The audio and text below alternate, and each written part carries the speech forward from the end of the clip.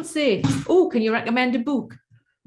I cannot say read The Body Keeps the Score, really, because honest to goodness, it's very heavy. I say read the last few chapters if you're going to read anything, because it's heavy stuff. The book, especially for women, is a book that I'm sure you're all very aware of, Women Who Run with Wolves. And it's a dip in, dip out book. It's a life changer. I wouldn't be doing any of this work that I do well without both of those books, to be honest. So this wonderful lady, Clarissa Pinkola Estes, reminds us that babies, think about a baby. Babies are born wizened. Isn't that a wonderful word? Wizened with instinct.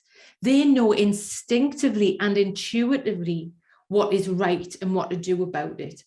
And if it gets lost, Clarissa says it can be reclaimed with some psychic work.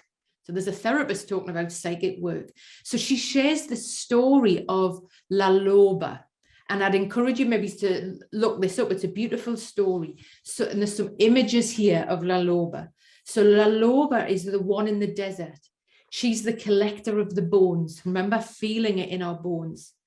Bones represent an indestructible force in Jungian archetypes, yeah, the Jungian work, the symbols. Bones do not lead themselves to easy reduction. They are, by their structure, they're hard to burn, nearly impossible to pulverize. In myth and story, they represent the indestructible soul and spirit. Indestructible soul and spirit. So we know the soul and spirit can be injured, even maimed, but it is very nearly impossible to kill. So you can dent the soul, bend the soul, hurt it, scar it. You can leave marks of illness upon it and scorch marks of fear, but it doesn't die. For La Loba protects it in the underworld. She is the finder and incubator of the bones.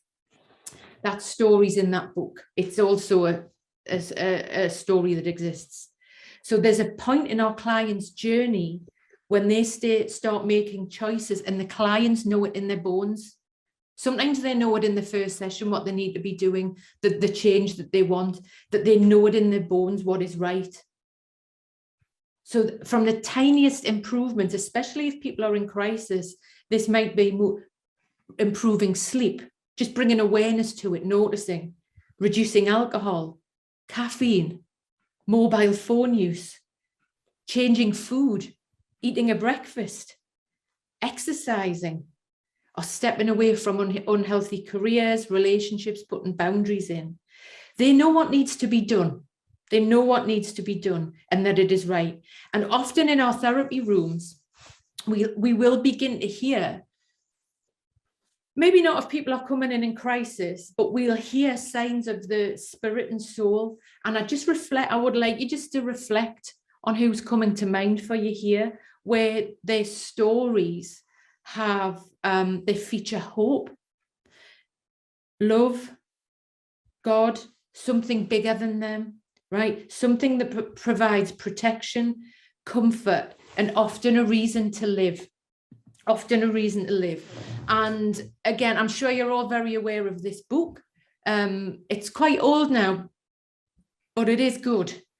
I find this is very useful for men who want to read a book, who have suicidal thoughts.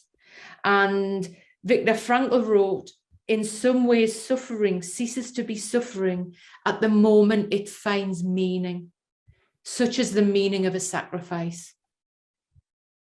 Yeah. So this is non-verbal work going on. It may be located in sensations of the body. Sensations of the body. And Nick Totten, a body psychotherapist, Nick Totten writes that as human beings, we are inebriated, mind, body, spirit.